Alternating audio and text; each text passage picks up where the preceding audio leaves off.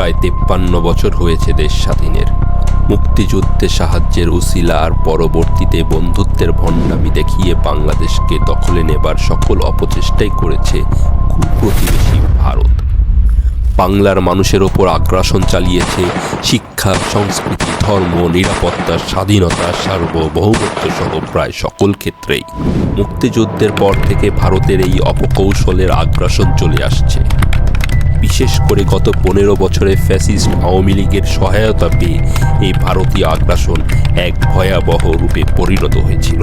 2019-এ বুয়েট ছাত্র আবরার হত্যা, 2021-এর ম্যাসাকার, এসবের পিছনে আর অন্য কোনো কারণ ছিল না, কারণ একটাই, ভারতীয় আগ্রাসনের প্রতিবাদ। অভিযোগ আছে 2008-এ ক্ষমতায় আসার পর ভারতের ইন্ধনেই নাকি দেশকে সামরিকভাবে পঙ্গু করে দেওয়ার অপকৌশল হিসেবে বিডিআর হত্যাকাণ্ড ঘটায় শেখ হাসিনা সরকার।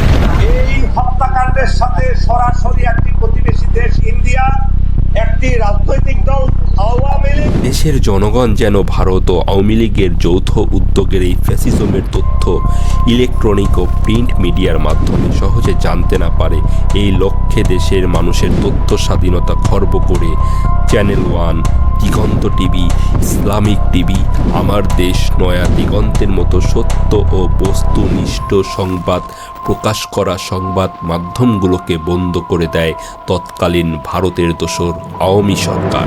সরকারের টেলিকমিউনিকেশন অথরিটির নির্দেশে এখন থেকে চ্যানেল 1-এর সম্প্রচার বন্ধ করে দিতে হচ্ছে। অন্যদিকে অবাধে ভারতীয় টিভি চ্যানেলগুলো বাংলাদেশে চালানোর মাধ্যমে সুযোগ করে দেওয়া হয় ভারতীয় হেজেমনির। শহর সহ প্রত্যন্ত অঞ্চলের পারিবারিক কলহ, বিচ্ছেদ, হত্যা, আত্মহত্যা দিনে দিনে রূপ নেয় প্রকট আকারে। চরম ইসলাম বিদ্বেষী ভারত কখনোই চায় না বাংলাদেশে ইসলাম কায়েম হোক। ধর্মভিত্তিক আগ্রাসনেও ভারত গত 15 বছরে বাংলাদেশে আধিপত্য দেখিয়েছে। গায়ে ধুতি, পাঞ্জাবি, কপালে তিলক বা সিঁদুর, এগুলোতে সমস্যা না হলেও দাড়ি, টুপি, পাঞ্জাবি আর বোরখাতে ছিল জঙ্গি ট্যাগ দেওয়ার প্রতিযোগিতা।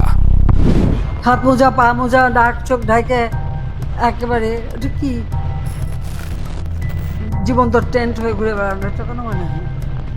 দেশ থেকে ইসলামিক টিভি ও পিস টিভি বন্ধ করে দেওয়াও এই ষড়যন্ত্রের অংশ ছিল। যুগশ্রেষ্ঠ বরেণ্য আলেমদের নির্যাতন করতেও এরা পিছপা হয় নাই। ভারতের বন্ধুত্ব যে ভণ্ডামি ছাড়া কিছুই নয় তা বোঝার জন্য বর্ডারে পাখির মতো গুলি করে বাঙালি হত্যা, বর্ষাকালে বাঁধ ছেড়ে দিয়ে বন্যায় বাংলার মানুষকে ডুবিয়ে মারা, এতদিনও তিস্তা চুক্তির সঠিক বাস্তবায়ন না হওয়ার মতো ঘটনায় যথেষ্ট একজন সুস্থ মস্তিষ্ক সম্পন্ন বাঙালির জন্য।